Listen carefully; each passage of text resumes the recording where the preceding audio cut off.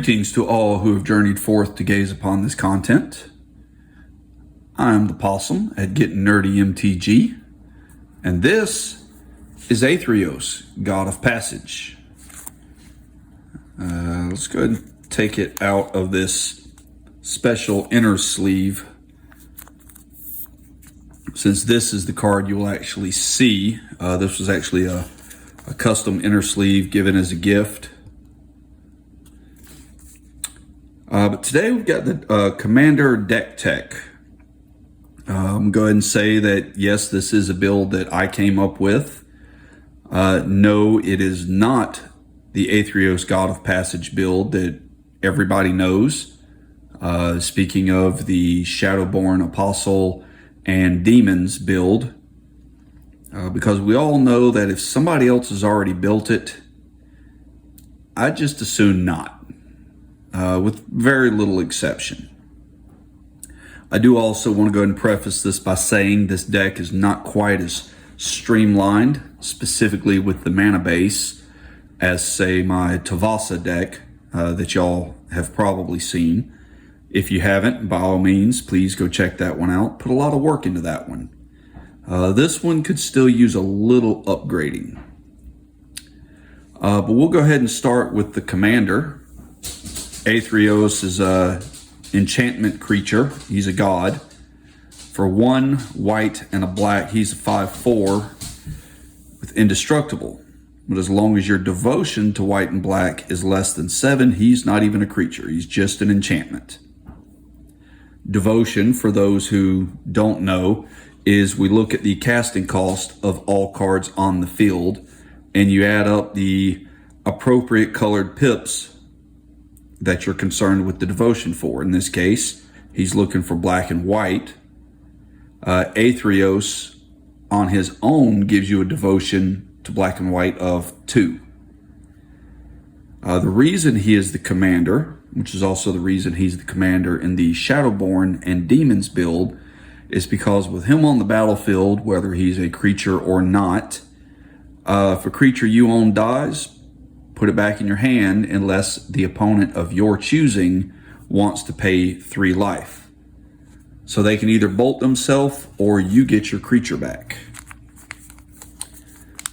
He's the commander of this deck because this deck works off of having a bunch of knights specifically on the field. If my knights die, you either bolt yourself or I can recast my knights and they enter the battlefield again. This is a black-white knights deck with a kind of a ETB sub-theme going on. So getting started, not counting the commander, who's obviously a creature, there are 28 commanders in the deck. 23 of them are knights. 1 is actually an artifact creature. Like I said, it's a knights deck. We need a lot of knights. Creature-wise, we'll start off with the non-knightly ones. We have Vito, Thorn of the Dusk Rose. He's in here because there is some life gain in the deck, but for 2 and a black, he's a 1/3. Completely irrelevant. You really don't care to attack with him. Whenever you gain life, target opponent loses the same amount of life. That will prove pertinent, I guess I would say, in this deck. Also, for 3 black, all of your creatures will gain lifelink until end of turn. That's also something that will matter in this deck, because you're going to have a lot of creatures, hopefully. The 1 artifact creature we have is Solemn Simulacrum. 4 mana for a 2/2 that when he ETBs, and I actually don't think I counted this in my stats for that we'll mention later, but when he ETBs, you get to search for a basic land card, put it on the battlefield tapped, and shuffle. When he dies, you draw a card. He's in here because when he dies, my opponent's either going to pay 3 life or I'm going to get him back and do it again. So he's a little bit of ramp as well as card draw. We've got everybody's favorite monk, Sarah Ascendant. It's not a knight, doesn't have anything to do with knights, but for 1 mana you get a 1/1 lifelink creature, which is really nothing unless you have 30 or more life, in which case this monk is now a 6/6 flying creature that you can cast on turn 1. Remember, in Commander, you start out with 40 life. So this is a 6/6 flying lifelinker on turn 1. Got another one of the ETB payoffs. ETB obviously is enter the battlefield. Skimfar Shadow Sage for 3 and a black. It's a 2/5. It's in here for the ETB effect. When it enters, choose one. Either each opponent loses X, where X is the greatest number of creatures you control of a creature type in common. So in this case, it's most likely going to be knights. Could possibly be humans. It does generate some humans. But this is going to enter. Each opponent's going to lose life equal to the number of, we'll say, knights you control. Or you can gain life, where X is the greatest number of creatures you control. Same thing. So if you've got, say, 8 knights on the field, this enters, either everybody's going to lose 8 or you're going to gain 8. This works well with Veto. You would just choose to gain the 8 and one of your opponents would lose the same amount. Got the Twilight Prophet. 2 black and black for a 2/4 flyer with Ascend. The fact that it's a flying creature is pretty irrelevant. It's not here to attack or block. It is here for the Ascend trigger. Ascend is once I have 10 or more permanents. That does count lands, I do believe. Once I have 10 or more permanents on the field, I have the City's Blessing for the rest of the game. So I'll have that. Even if this goes away, I still have the City's Blessing. Even if I lose some of my permanents, I still have the City's Blessing. But in the case of Twilight Prophet, as long as I am blessed, on each upkeep, I will reveal the top card of my library, and each opponent is going to lose life equal to the mana cost of that card. Like in the case of Twilight Prophet, that is 4. In the case of the Skimfar Shadow Sage that we saw earlier, that's also 4. But I'm going to reveal that card. Everybody else is going to take damage equal to that mana cost. And then I'm going to gain life equal to that same mana cost. Getting into our knights now. Like I said, there are 23 knights in this deck. We're going to start off with Sir Conrad the Grim. 3 black and black for a 5/4 human knight. It is legendary, which does matter in some cases. Let's see, no legendary stuff. Okay, we're going to put legendaries aside because that matters for something that I forgot to total up. But Sir Conrad is a legendary 5/4 knight. Whenever another creature dies or a creature is put into a graveyard from anywhere other than battlefield. So basically, if a creature goes to the graveyard for any reason, each opponent takes a damage. For 1 and a black, each player is going to put the top card of their library into the graveyard. Oh yeah, also, that's, or a creature leaves my graveyard. They're also going to take a damage. So anything dies or goes to the graveyard or anything leaves my graveyard, everybody's going to take 1. The trigger on the commander for this deck, when those creatures die, they go to the graveyard. So Sir Conrad will trigger.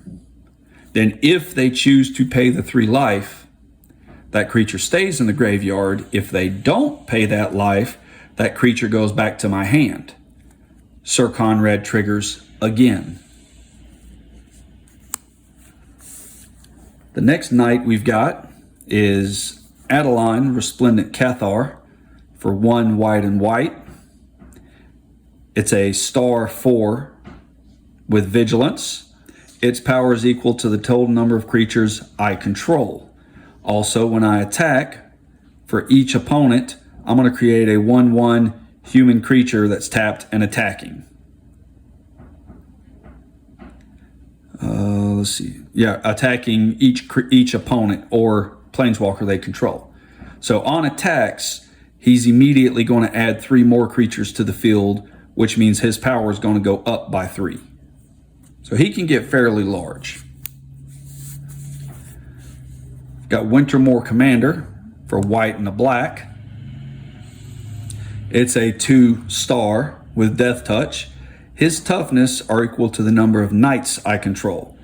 So his toughness can get fairly large.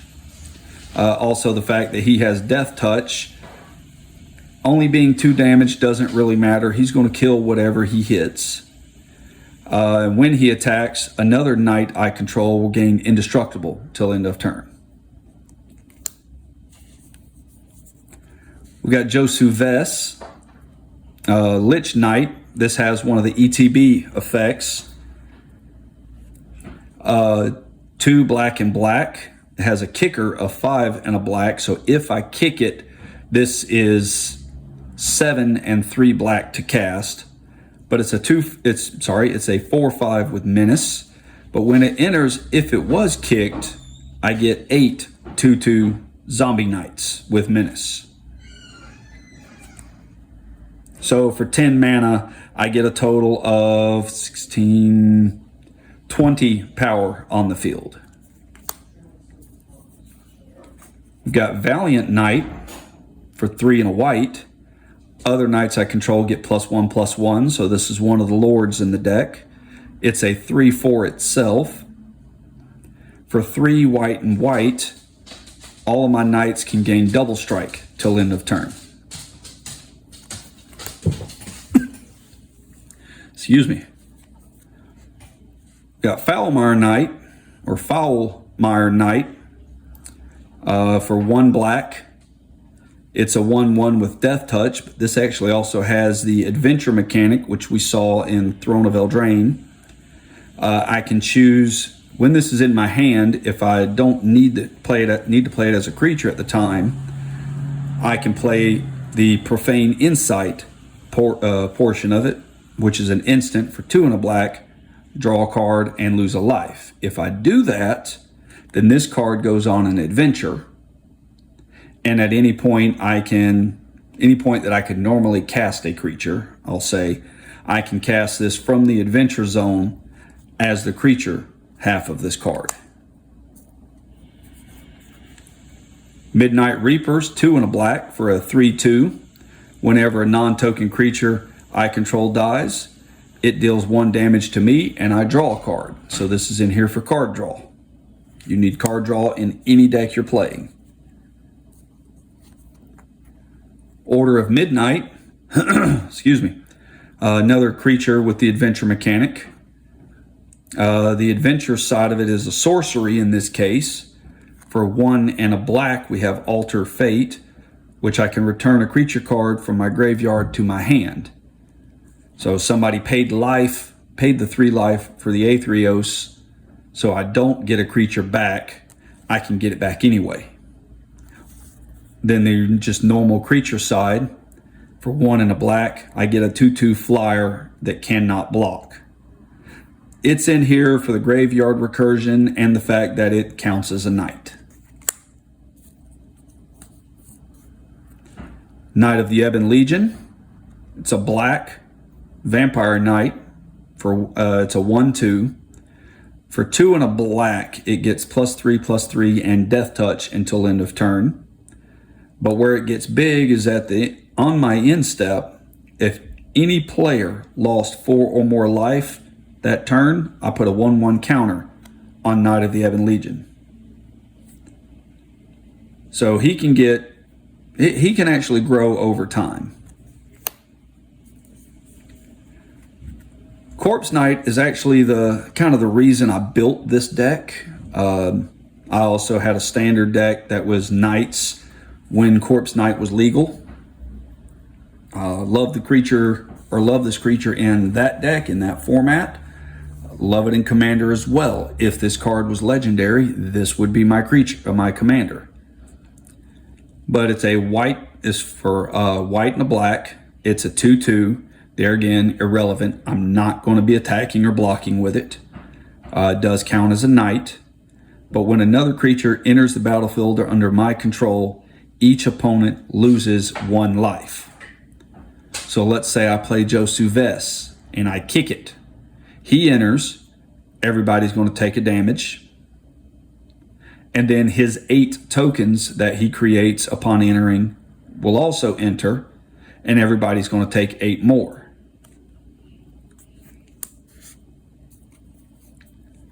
Knight of the White Orchid. For white, it's a 2/2 with first strike. Another case of the ETB trigger. When it enters the battlefield, if an opponent controls more lands than I do, I can search my library for a plains, put it on the battlefield, and shuffle. It does not come in tapped, and it does not say basic plains. There are 2 lands in this deck that produce white or black, depending on which one I want at the time, that actually both count as plains and swamps. I can go get one of them with Knight of the White Orchid. Thalia's Lancers.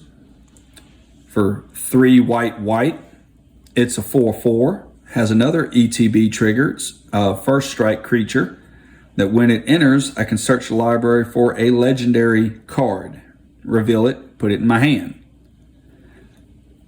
So Vito, Thorn of the Dusk Rose, is a legendary creature. I could go find Vito. I could go find Josuves. Or Adeline. Or Sir Conrad.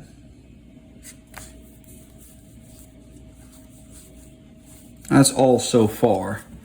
We'll set that aside and I'll give you a count once I get there of just how many different targets we have for searching with Thalia's Lancers. We've still got more knights. We've got a claim contender, 2 and a white. Another ETB trigger. When it enters the battlefield, if I control another knight, look at the top 5 cards in my library. I can reveal a knight, an aura, an equipment, or a legendary artifact. Put it in my hand. Rest go on the bottom. Knight of the Meadowgrain. For white, it's a 2/2 with first strike and lifelink. That's not horrible stats for the cost, given the keyword abilities. Plus, it does count as a knight, so I get my triggers for having more knights. Benalish Marshal. For white. It's a 3/3. Another Lord, only this is all other creatures I control. They don't have to be knights, although most of them are. All other creatures I control will get +1/+1. What this deck does is most of the creatures in it don't do a whole lot all by themselves. It's what they all do together. Knight Exemplar. In this deck, this is actually one of the best creatures to have on the board, if not the best. For 1 white, it's a 2/2 with first strike. All other knights I control will get +1/+1 and indestructible. Like I said, there are 23 knights in the deck, plus an artifact that we'll see later that can make something else into a knight. All of those creatures will get +1/+1 and be indestructible.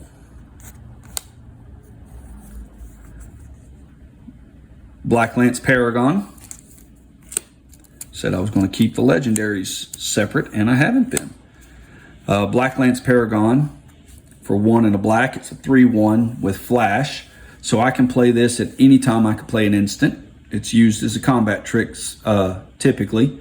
When it enters, target knight I control, or no, it doesn't have to be one I control, but target knight will gain Death Touch and Lifelink until end of turn. That is another ETB trigger. Got Alinda the Dusk Rose for 2 white and black. It's just a 1/1. It does count as a knight. The vampire really doesn't matter in this deck so much, but it has lifelink. When another creature dies, any creature, mine, opponents, token, non-token, does not matter. When another creature dies, put a 1/1 counter on Alinda the Dusk Rose. When Alinda dies, I'm going to get a number of 1/1 white vampires. They're not knights, but a number of 1/1 white vampires with lifelink equal to Alinda's power. If stuff's been dying, Alinda may be quite large, and I can get a bunch of creatures. This is another possible target for Thalia's Lancers to find. Murderous Rider, again with the adventure mechanic. The adventure in this case is Swift End. It's an instant for 1 black. Destroy target creature or planeswalker. I lose 2 life. 2 life in Commander is a small price to pay for getting rid of something that is going to cost you a whole lot more than 2 life. The creature side of this is 1 black for a 2/3 with lifelink that when it dies, put it on the bottom of its owner's library. So it's going to keep coming back. Worthy Knight. This was another creature that was very prevalent in the original standard deck. For 1 and a white, it's a 2/2. There again, I'm not attacking or blocking with this creature. But whenever I cast a Knight spell, I get a 1/1 white human.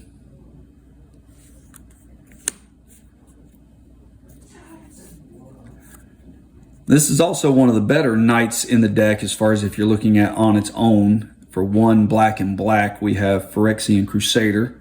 It is a Knight. It's a 2/2 with first strike, protection from red and from white, and it has Infect.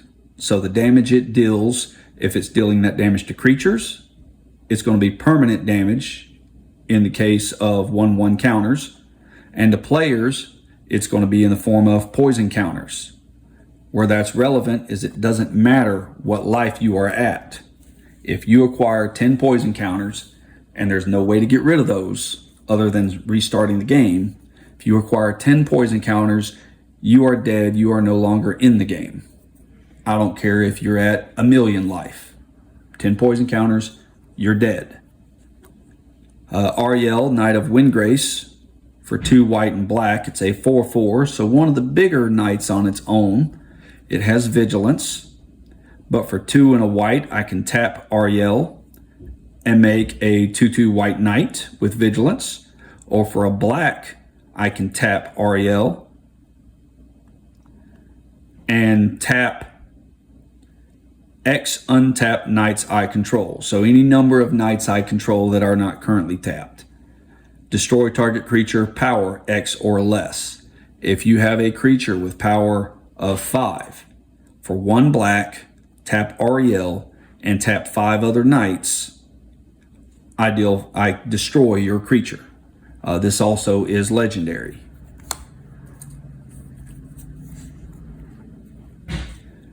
Smitten Swordmaster. This was another main card in the standard version of this deck. Smitten Swordmaster for 1 and a black. I get a 2/1 with lifelink. Not hugely relevant other than it is a knight. And this deck, all of my knights will get larger. But the main reason it's in here is for Curry Favor. A sorcery for 1 black. I gain X life and each opponent loses X life. X is the number of knights I control. If I've got 10 knights, everybody takes 10, I gain 10. And our enchantments, there are 5 enchantments. Radiant Destiny for 2 and a white, again with the Ascend mechanic. When it enters, I'm going to choose a creature type. I'm going to choose knights. So in the case of this deck, all my knights will get +1/+1. And as long as I have the City's Blessing, which I get fairly easily, all of those knights will also have Vigilance. Smothering Tithe is pretty much a given in any commander deck running white. It's just straight up ramp. 3 and a white, opponents draw a card. They can either pay 2 mana or I get a treasure. Treasures could be sacked or tapped and sacked rather. Create a mana of any color. Knight's Charge. This is a given in this deck. Enchantment for 1 white and black, or 1 and white and black. Whenever a knight I control attacks, each opponent's going to lose a life. I'm going to gain a life. If I attack with 6 knights, doesn't matter who they're attacking. In addition to whatever combat damage or anything else that happens on the attack trigger, everybody's going to lose 6. I'm going to gain 6. And then later, when all of my knights have been dying for 6, a white and a black, I can sack Knight's Charge, put all the knights from my graveyard back onto the battlefield. So some more graveyard recursion. Leyline of the Void for 2 black and black. Basically, opponents no longer have graveyards. If a card would go to their graveyard from anywhere, exile it instead. This does not affect me. The good thing about the ley lines is while that's a fairly expensive effect for 4 mana, if this is in my opening hand, it starts the game on the battlefield. This enters the battlefield on turn 0. And it's not cast, it's just there.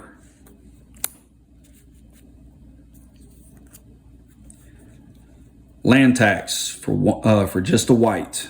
This is another one. If you are playing white and you have any number of basic lands worth counting in your deck, in this deck I have 17 basic lands. The Tavasa deck that I absolutely love playing only has, I think at this point, 4, maybe even as little as 3. That's why land tax is not in there. This deck I have 17. So on my upkeep, if any opponent has more lands than me, I can search my library for up to 3 basics, reveal them, put them in my hand. They don't go on the battlefield, but that does 2 things. 1, it guarantees me land drops, and 2, it thins out the deck. Even if I'm discarding the lands because I have a full hand, if I've already got a bunch on the field, I don't want to be drawing more. And our equipments, like I said, we have 4 equipments. For 3 mana, we've got Sigilled Sword of Valoron. It's 3 to cast, 3 to equip, but equipped creature gets +2/+0, has vigilance, and is a knight. So I can equip my commander with this, and now my commander is an indestructible knight. Whenever the equipped creature attacks, I get a 2/2 white knight with vigilance that's attacking. So I'll put this on my commander, swing every turn, commander's still able to block, commander won't die because it's indestructible anyway, and create a knight when I do that. Lightning Greaves is a given. Any deck that has creatures, or creatures that you really care to protect at all. 2 mana to cast, 0 to equipped. Equipped creature will have haste and shroud. Now that means I can't target it either. That's okay. We don't want my opponents to be able to target stuff. The other version of that, we have Swiftfoot Boots. 2 to cast, 1 to equipped. Equipped creature will have hexproof and haste. My opponents can't target it. I can. By far the best equipment in this deck, Sword of Feast and Famine, 3 to cast, 2 to equip. We saw all the swords in the Derevi deck tech I did recently.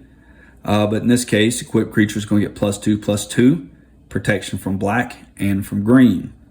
When it deals combat damage to a player, that player is going to discard a card, and I'm going to untap all of my lands. So I use all of my mana in my first main phase. I attack. I untap all of my mana, or excuse me, all of my lands. I can then do more stuff in my second main phase. Mentioned the ETB triggers multiple times. Lots of cards have it. I believe we counted, 7 ETB triggers, or things that have ETBs or cause ETBs. That's the reason Panharmonicon is in this deck. 4 mana, it's an artifact that it just sits there and does nothing except if an artifact or creature enters the battlefield, causes a triggered ability of a permanent I control. It can be its own ability, in the case of Josuves, or it can be another permanent's ability in the case of Corpse Knight. Causes that ability to trigger an additional time. So with this, for every creature that enters, Corpse Knight deals 2 damage to each opponent. With this on the field and I kick Josuves, Josuves enters, creates 8 knights, and then creates 8 knights again. So with this, Josuves enters, I've just put 17 creatures on the board. With Corpse Knight also on the field, each opponent has just taken 34 damage. It may not kill everybody, but it's going to do a lot. So 3 cards doing 34 damage to everybody is a good combo to have. We've got Soul Ring. This is a card that it goes in every commander deck, unless you're just not putting in there out of protest or spite. 1 mana, tap it, add 2 colorless mana to your mana pool. Do this at any point. This is actually the revised copy. So the price you see on the screen, I didn't cover this in the beginning, since I don't have a whole lot in the way of premium printings in this deck. All the prices you're seeing are the lowest, are the market value of the lowest costed printing available. This one I think maybe like $10. You can get Soul Rings for $2 to $3. A specific to Knight's deck, this is another legendary. So this is a target for Thalia's Lancers when it enters. Legendary artifact is the Circle of Loyalty for 4 white and white. But it costs 1 less for each knight I control. If I have 4 knights on the battlefield, this is white and white to cast. My creatures will all get +1/+1. Anytime I cast a legendary spell, I will get a 2/2 white knight with vigilance. Or for 3 and a white, I can tap it to create a 2/2 white knight with vigilance. So far, we're at 2, 3, 4, 5, 6 legendaries, 7 if you count the commander. I think that's it so far, yes. So that's 7 spells. Well, I wouldn't trigger off casting Circle of Loyalty. So 6 other things that would trigger and create that knight so far. We've got Herald's Horn, 3 to cast, enters the battlefield, choose a creature type. I'm going to choose Knights. Creature spells of the chosen type cost me 1 less to cast. The other part of this, so it is a cost reduction, but the other part of this is the card advantage. On each of my upkeeps, look at the top card of my library. If it's of the chosen type, I can reveal that card and put it in my hand. That does not count as my draw for turn. We got Vanquisher's Banner. 5 mana to cast this artifact. Enters, I'm going to choose a creature type. Again, we're choosing knights. All the knights I control are going to get +1/+1, and whenever I cast a knight spell, a creature knight spell, I get to draw a card. Said there are 23 of those in this deck. All planeswalkers are legendary, whether they say it on the card or not. That's just kind of I want to say it's an errata rule. All planeswalkers are considered legendary, so they trigger Circle of Loyalty, and they are searchable targets for Thalia's Lancers. First of our 2 planeswalkers, for 1 white and black, we've got a 3 loyalty Kaya Geist Hunter. It's +1, so with the loyalty abilities, you either plus or minus the number of counters for the desired effect. You obviously can't take off more counters than the planeswalker has on it. But so for the +1, creatures I control get Death Touch, and I can put a +1/+1 counter on up to 1 target creature I control, or up to 1 target creature token I control. But all of my creatures will get +1, or will gain Death Touch until end of turn. It's -2 till end of turn. 1 or more tokens would be created. Instead, I create twice that many. It's -6 if I ever get to that, which it's unlikely. You don't judge a planeswalker by the ultimate, because your opponent's not going to let it happen. Or in the case of Commander, your opponents, plural. But if I can get to the point of -6, exile all the cards from all the graveyards, create a 1/1 white spirit with flying for each card exiled this way. Obviously, this is less good if I have Leyline of the Void on the field, because then my opponents don't really have a lot in graveyards. But I exile even just say 6 cards. I may have that many in my graveyard. Then I'm going to get 6 tokens. Our other planeswalker, we have 4 white and a black, 6 mana. This has probably one of the best +1 abilities of any planeswalker I've personally messed with. +1, reveal top card of my library, put it into my hand. So it's card draw, just for a +1. Also, each opponent is going to lose life equal to its converted mana cost. Kind of the same thing as Twilight Prophet. It's -X. It's going to deal X damage to target creature or planeswalker, and I'm going to gain X life. If I need to kill something and gain a little life, I can do that. I've never actually gotten to the ultimate. It'd be nice, but the -9, put a number of 1/1 black vampire knights, so they're going to count as knights, with lifelink onto the battlefield equal to the highest life total among all players. Doesn't matter who that is. If the highest life total is me or anybody else, whatever that total is, I'm going to get that number of tokens. That will trigger Corpse Knight if it's on the battlefield. If I get to the ultimate and Corpse Knight is on the field, I win the game.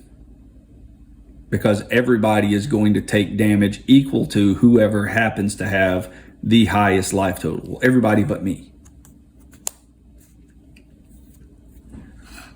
That should be everything that's going to include... Well, no, there's some legendary lands as well. So we'll continue with the count for the Thalia's Lancers. Into our instance, got Despark for white and black. Exile target permanent, converted mana cost 4 or greater. Not bad for an instant. Path to Exile is another given. You put it in every commander deck running white. For 1 white, it's an instant. Exile target creature. Its controller may search for a basic land card, put it on battlefield tapped. Giving them a land is not awesome, but if it gets rid of their biggest threat or the thing that is hurting you the most, that's okay. Another version of that same effect is Swords to Plowshares, also instant for 1 white, only in this case, instead of getting a land, they're going to gain life equal to that creature's power. There again, you don't want them to gain a ton of life, but if it gets rid of something that is hurting you, it's worth it.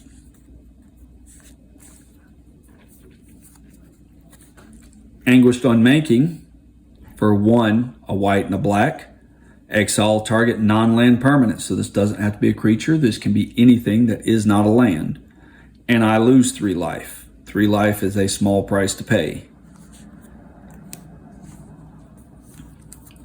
Ink Shield, this is kind of a fog effect, but also can pair with Corpse Knight and win me the game on the spot. For 3, a white and a black, it's an instant. Prevent all combat damage that would be dealt to me this turn. I don't think I ever noticed that it had to be that was being dealt to me. So I can't fog basically my opponent's damage. For each 1 damage that is prevented this way, I get a 2/1 white and black Inkling creature token with flying.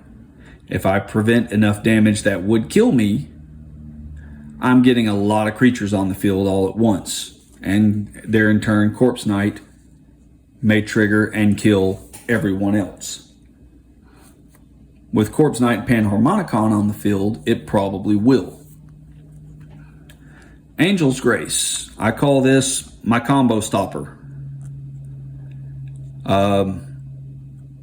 For 1 white, it has split second, which means once this has been cast, it is going to resolve before anything else can be done. Anything else can be cast, triggered, abilities, anything. This will resolve. And that includes counter spells. You can't counter this with a counter spell if you can't cast your counter spell until this is resolved. But it says I can't lose the game. My opponents can't win the game till end of turn. Till end of turn, damage that would reduce my life total to less than 1 reduces it to 1 instead. I say this is the combo stopper because the decks that do things like draw their entire deck and then win because they drew their entire deck, they still draw their entire deck, but then they don't win. Which means now they have nothing in their library. And then they'll lose on their turn when they try to draw again. This saves my board, basically. An instant for 2 and a white. Unbreakable Formation. Creatures I control gain indestructible till end of turn. We also have the addendum mechanic. If I do this during my main phase, I'm going to put a 1/1 counter on each of my creatures, and they'll all gain vigilance until end of turn.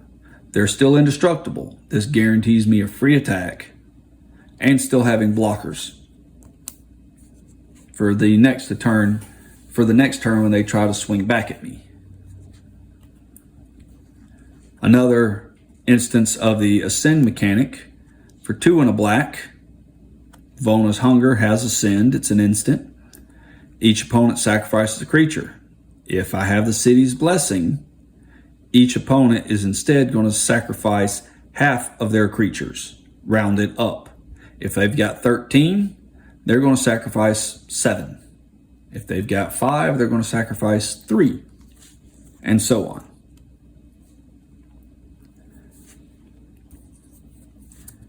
Vampiric Tutor. This is one of the tutors in the deck that lets me search for a card. In the case of Vampiric, it's search for any card. It's 1 black to cast for an instant. Search for the best card, what I want most at that moment. Put it on the top of my library, and I lose 2 life. So I will do this on the turn before mine's end step. Unless I've got something else that is fixing to let me draw a card. Kaya's Guile. For 1 white and a black, I get to choose 2. Each opponent's going to sack a creature, exile all cards from each opponent's graveyard, create a 1/1 white and black spirit with flying, or gain 4 life. If I pay the entwine cost of 3, so basically if I pay 4, a white and a black, I get to do all 4 of these.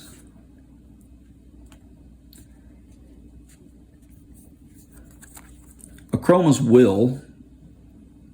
This is the last of our sorceries. This is potentially a game-ending instant. For 3 and a white, choose 1. If I've got my commander, I'm going to get to choose both. But all of my creatures will gain flying, vigilance, and double strike till end of turn. Or in the case of having my commander as well as, all of my creatures are going to gain lifelink, indestructible, and protection from all colors until end of turn. So it's going to give everything double strike and indestructible, vigilance, basically all the good keywords. It doesn't give them trample, but they're not going to be able to be blocked. And it doesn't give them death touch. But other than that, give them everything for 4 mana. I probably win at that point. In our sorceries, there are, let's see, 6 sorceries in this deck.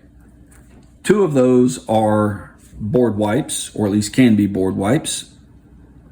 Starting out with Damn, which is a black and a black, destroy target creature. That creature can't be regenerated. We don't see regeneration a whole lot now, but it still does exist. Or I can pay the overload cost of 2 white and white. So I pay this in addition to the casting cost. At least I think it's in addition to. I'll have to verify that. When I cast this, instead of target creature, I destroy all creatures. So basically, Wrath of God.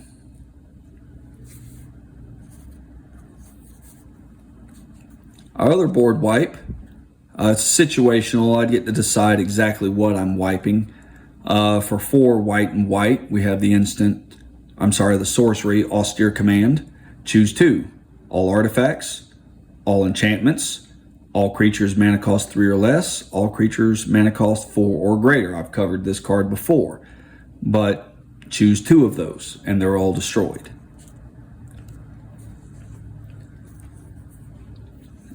Finale of Eternity is not really a board wipe, but it's also not really, it's kind of spot removal. It's a multi-spot removal.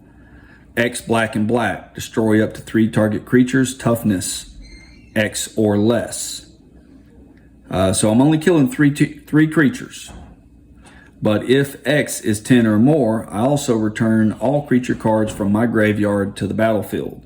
So if I dump 12 mana into this, I can destroy 3 creatures, total toughness of 12 or less, and get all of my creatures back on the field.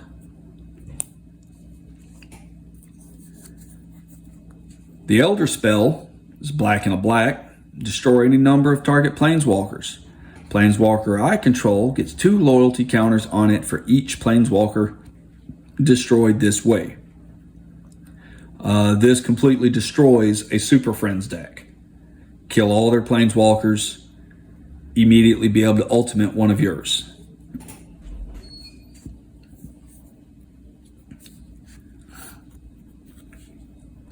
Demonic Tutor. For 1 and a black, it's a sorcery. Search my library for any card, put that card in my hand. Tutors are good in Commander because you got 100 cards and only 1 copy of each, other than your basic lands. We've got a split card. They're both sorceries, but we have Revival for 2 mana of Orzhov colors, so any combination of white and black, or all white or all black, doesn't matter. Return a creature from my graveyard with converted mana cost 3 or less straight to the battlefield. I almost never do that side. The other side of this, though, is Revenge for 4, white and black. Double my life total. Target opponent's going to lose half their life, rounded up.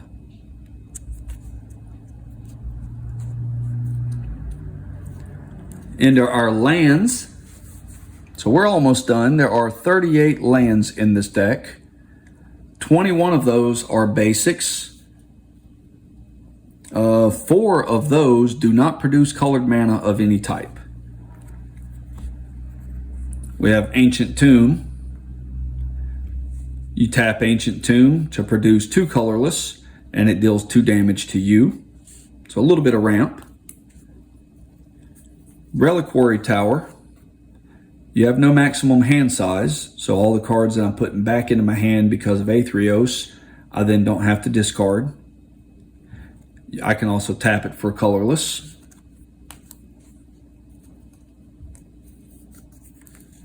Vault of the Archangel. Tap it to add a generic, or for 2, a white and a black, I can tap it and all of my creatures will gain Death Touch and Lifelink till end of turn. I have other stuff that they'll have Vigilance possibly and could be indestructible. Maze of Ith does not tap for any mana at all. I can tap it though to attack or to untap target attacking creature. Prevent all damage that would be dealt to and dealt by that creature till end of turn. So if I attack and one of my creatures is going to die by being blocked, I can untap it and then it's like it never happened. The reason this is here is because I don't have a lot of flyers in this deck. Also, I can't do a whole lot against big tramplers and things such as that. Somebody swings at me with Blightsteel Colossus. Going to deal a ton of infect and is indestructible. I untap that creature and it never attacked me.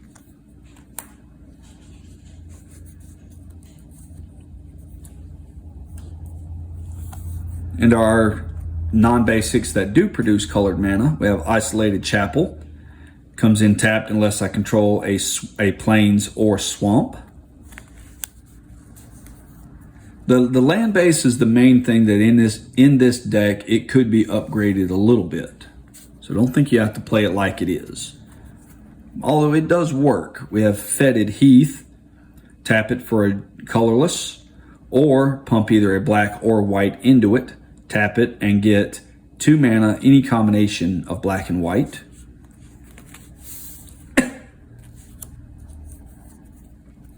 We've got the original dual land for these colors, being Orzhov. This is Scrub Land. This counts as a swamp or a plains. Probably can't really read it there, but it does count as either or.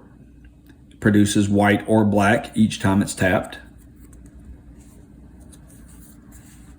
Silent Clearing, I can tap it, pay a life to get a white or black, or later when I no longer need the mana, I can pay 1, tap, and sacrifice it to draw a card.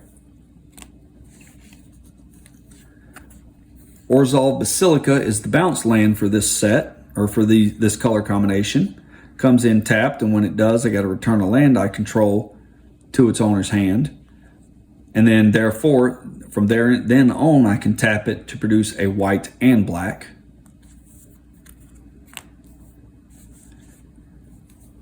Tainted Field, this is one you're probably not going to see a whole lot of, but Tainted Field, tap it to make a generic. I can tap it to add a white or a black as long as I control a swamp. Chances are I will have a swamp. This is basically your commander land for the set, or for this deck. Vault of Champions. Comes in tapped if I have 2 or more opponents. In commander, I will typically tap it for a white or a black. The modal double-faced land, Bright Climb, or I believe it is Grim Climb pathway. Before I play it, I decide if this is going to be producing white or black for me each time it's tapped. Once it's on the field, I can't turn it over. But once I make that decision in the beginning, it can be whichever one I'm going to need it as. Godless Shrine, this is our shock land of the deck. It also counts as a plains in a swamp. Tap for a white or a black. It comes in tapped, or I can pay 2 life and it come in untapped. We're running the Scry land. A lot of people don't like these. I do, of Temple of Silence. Comes in tapped, but when it does, I scry 1. Makes a black or a white. Opal Palace. I'm probably going to cast my commander multiple times if my opponents have anything to say about it, because they're going to keep it off the field. I can tap it for a colorless, or I can pay 1 and tap it to filter it to a color of my commander's color identity. If I use that color to cast my commander, it gets a 1/1 counter on it for each number of times it's been cast from the command zone. So it can beef up Athreos.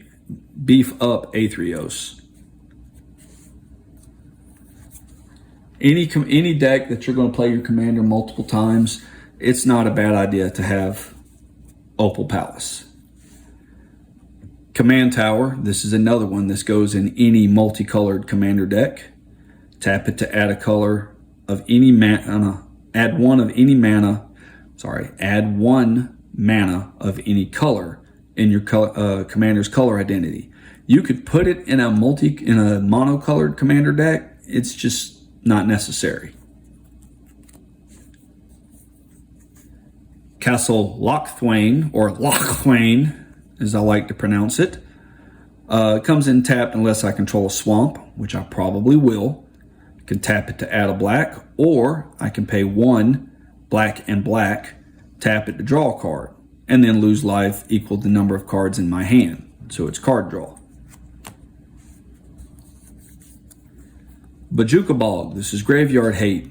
Comes in tapped, destroys all, or exiles all cards in a player's graveyard. Tap for a black. Our fetch land, no need really to explain this. Tap, sack it, go get a plains or swamp. There again, this doesn't say basic, so I can get my scrub land or my shock land if I choose. Cabal Coffers. Pay 2 and tap it to add a black for each swamp I control. I got a lot of swamps, so this is ramp. And it's even better if I have the legendary land Urborg Tomb of Yawgmoth, because then every land that everybody controls is also a swamp. So this, with Cabal Coffers, I can basically pay 3 mana, or tap 3 lands counting the Cabal, and get black mana equal to the number of lands I control, and then tap those lands for more mana. That goes for the triggers for Thalia's Lancers. So in this case, we have 1, 2, 3, 4, 5, 6, 7, 8, 9, 10 possible things to search for with Thalia's Lancers. We have 9 cards. Actually, this is when you cast a legendary, right? So you don't cast a land. We have 8 cards that on cast will trigger Circle of Loyalty. This is where the synergy comes in.